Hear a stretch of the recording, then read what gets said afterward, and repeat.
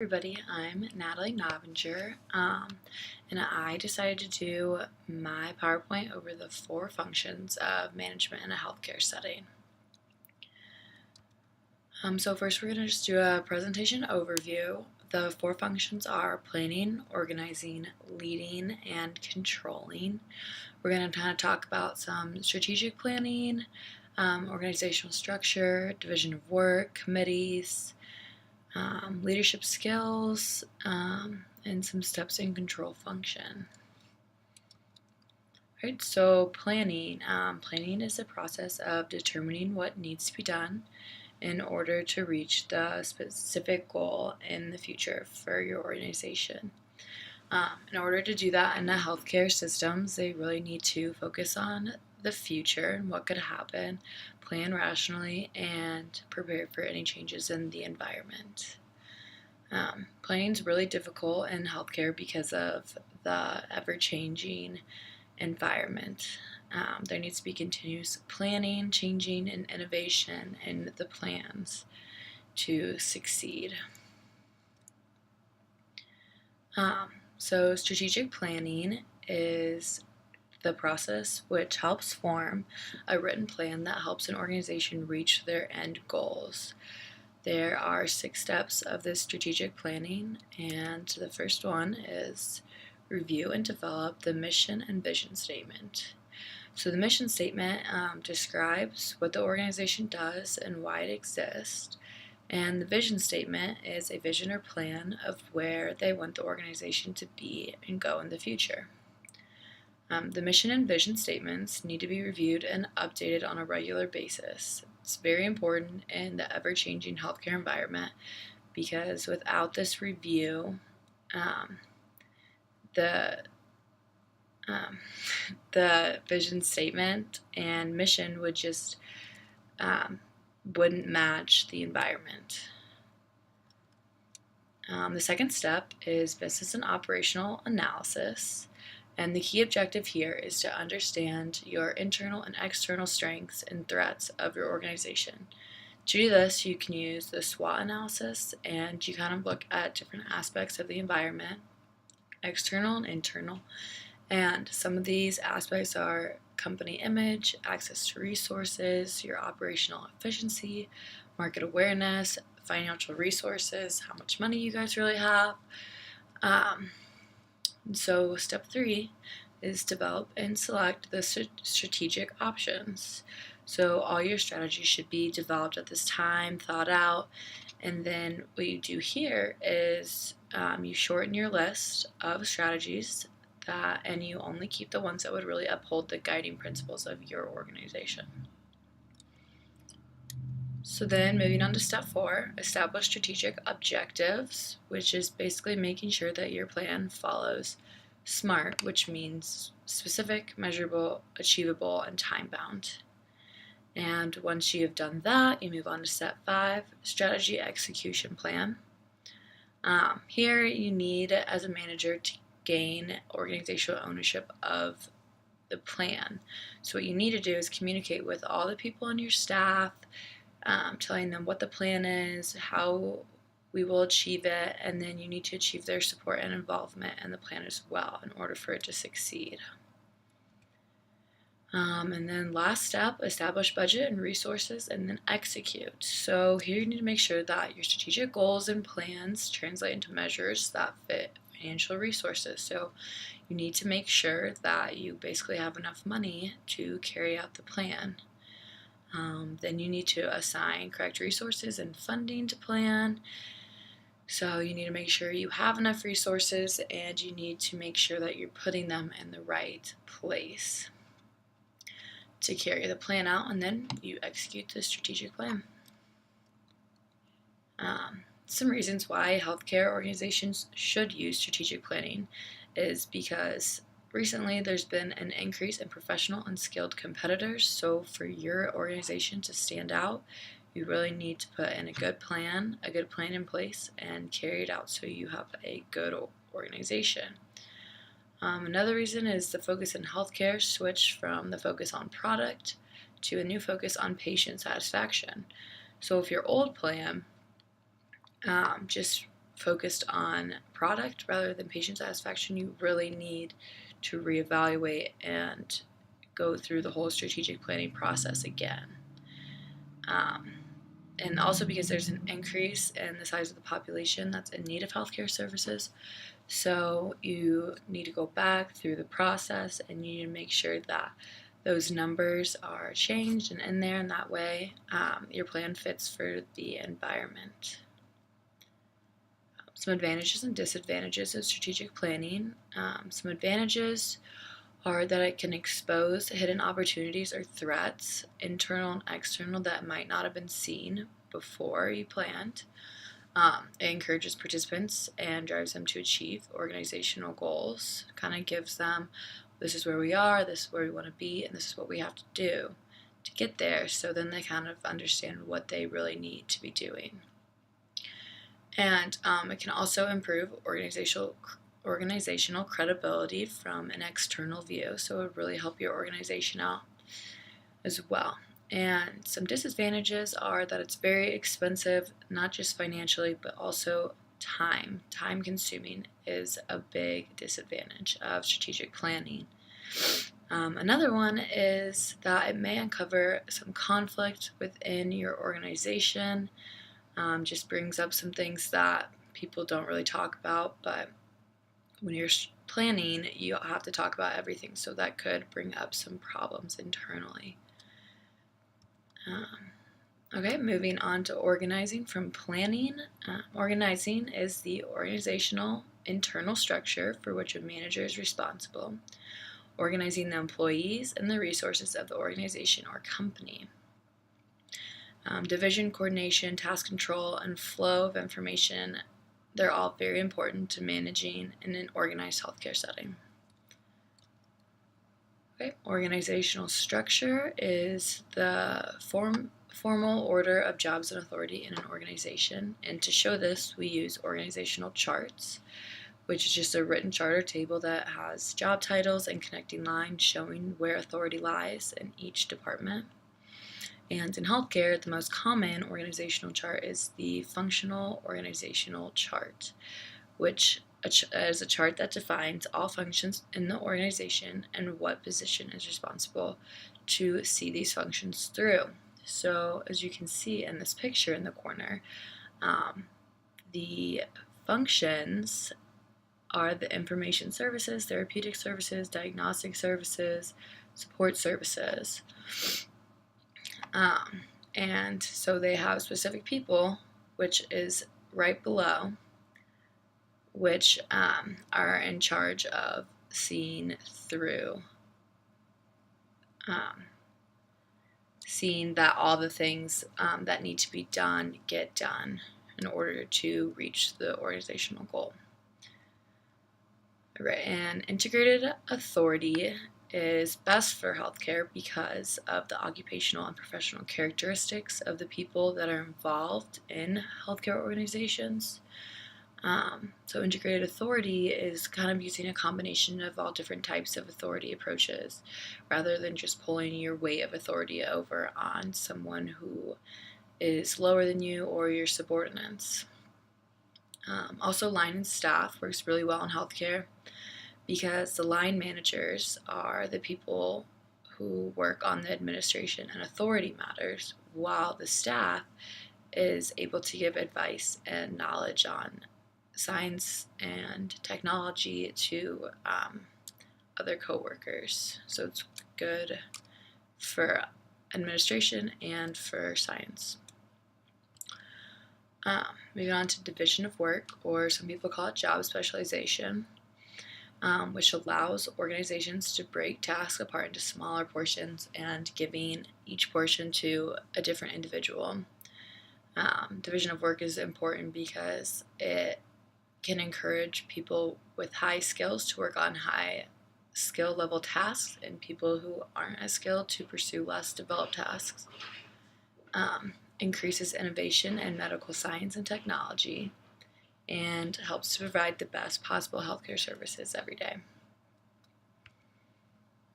Delegation is also very important. It occurs when a superior passes down their authority to a subordinate. Delegation is necessary to create a successful organization, and also without delegation, there really wouldn't even be any kind of organization within the company. And moving on to committees. Committees are very important, and they're a group of people, employees within an organization that work as a team to reach the organization's goals. These committee members usually already work within the organization with their regular jobs in addition to being on the committee and working. Some benefits to having committees is members become more considerate of their fellow coworkers. Working as a team helps to create the best solution, and members tend to support the organization's goals more once they are more educated on them. Some tips and benefits to having an organization. Some tips: keep track of goals, which will help you work out your day-to-day tasks or problems. Avoid multitasking because it helps to complete each task more efficiently. So if you're just working on one task at a time, it'll be more efficient. To hire the right employees. If you hire the right employees, then you don't have to worry so much about managing their performance, and you can do better yourself. Some benefits of being organized is the information and support to employees can flow better in an organized setting. Without organization, everyone is just going crazy. There's no structure. And in a team setting, healthcare providers can hold each other accountable to deliver the best care to patients. And without that, then people would just do whatever they want. All right, moving on to leading. Leading is taking responsibility for seeing that all appropriate tasks are completed to high standards, policies and guidelines are followed, and to motivate and educate employees to help reach the organization's goals. Some skills that a leader needs is to lead by example, having positive qualities like respect, confidence, honesty, ethics, integrity. Kind of gives a good example for the rest of the employees to follow to practice great patient care. To lead with knowledge. Managers really need to understand all aspects of the healthcare organization that they're managing, including the medical and administrative side. And this will really help to reach the goals and inspire employees to do the same. Leadership for meeting goals, objectives, and missions. All types of communications with employees and managers are very, very important.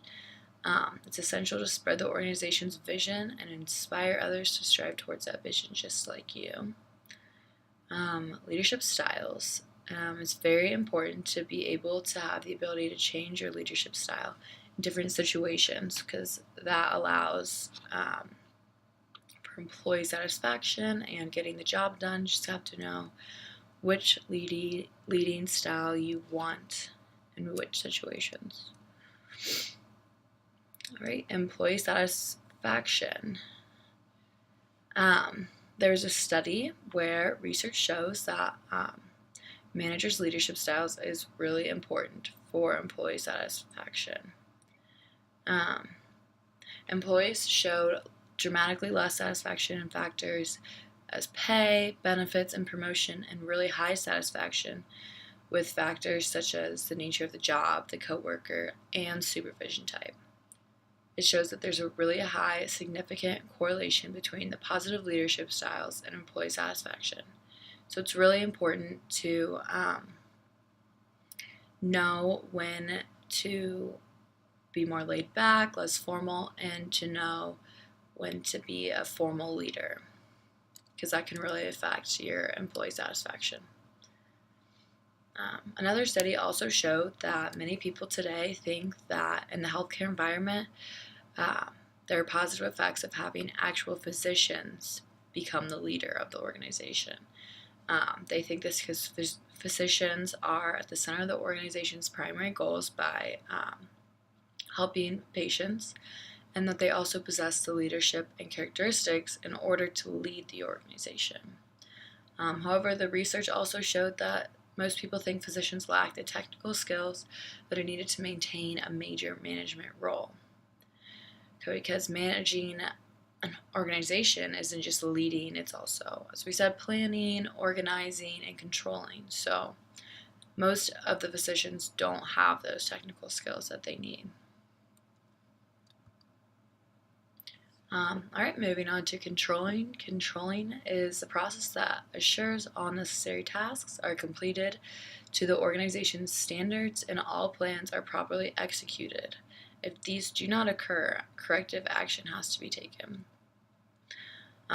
Most control concepts used outside of the healthcare setting are very difficult to use within the healthcare setting because of the distinctive changing environment in healthcare organizations. Controlling is very connected to planning in the 4 functions. While planning, managers will create the organization's goals, objectives, and policies, which are then communicated to the employees. And while controlling, managers actually check for deviation from these goals, objectives, policies, rules, and in their performance, and will take corrective action if they need to. All right, so we have operational and management control. Operational control is used on the task level to oversee and manage day-to-day activities of the employees, and management control is used to oversee that managers are using all their resources properly to achieve the organization's goals. So we have 3 different types of control systems. The first is anticipatory controls, which is a system where the controls are placed prior to any problems and anticipate the problems in order to be proactive. So an example would be to have a regular maintenance check of the MRI equipment to catch any problems before they become major problems. Next is the concurrent controls, which is set in place to help see problems while they occur. So this allows control to be used while the problem is occurring. And then feedback controls are set in place to inform a supervisor that a problem has occurred in the past. And that way they can go and use corrective action once they are aware of the problems. Right, so there's steps in the supervisor's control function. First is to establish standards. You have to communicate the performance standard that's necessary to meet the organization's goals. So you have to confirm that these standards are also able to be met realistically. So you have to tell your employees what the goal is, how we want to get there, and what kind of the rules and standards are for that. Step 2, measuring performance against standards. So you need to really observe the employee's work and output and then report on their performance. And if the performance has met the measured standards, then everything is good, there's no problems. But if there was deviation from these standards, then you have to take corrective action. If a deviation from standard occurs, the control isn't yet completed until you take the corrective action. So if there's a minor deviation, you could just simply bring it up to the employee, get their attention, tell them what they need to be doing differently. If it's a major deviation, as a manager, you really need to review all the different reasons why this deviation could have occurred, if it was really their fault, if they meant to do it. And then after you do that, then you proceed to take the corrective action that you believe is necessary. All right, so we're just going to go with the review. Start with planning. All steps of strategic planning are imperative to not only state the reason of your organization, but also then to execute the plan to show why your healthcare organization is the best. Organization. In order to manage a successful healthcare organization, there must be a good organizational structure, including the best forms of authority, division of work, proper delegation, and the aspect of teamwork. within hardworking committees. And leading, in order for all employees within the organization to work hard towards the organization's vision and goals of providing exceptional healthcare, managers must demonstrate their outstanding leadership skills in order for employees to follow, and they must have the ability to choose the accurate leadership style in each individual's situation. So they have satisfied employees, because with unsatisfied employees, you don't get as much work done, you don't reach your goals. And then control. Without control, organizational planning and goals will never reach full potential. The control system is imperative to reaching these goals and maintaining them using corrective action if necessary. Without this function, a healthcare organization could generate malpractice or many other problems. Right, here are my sources, and thank you.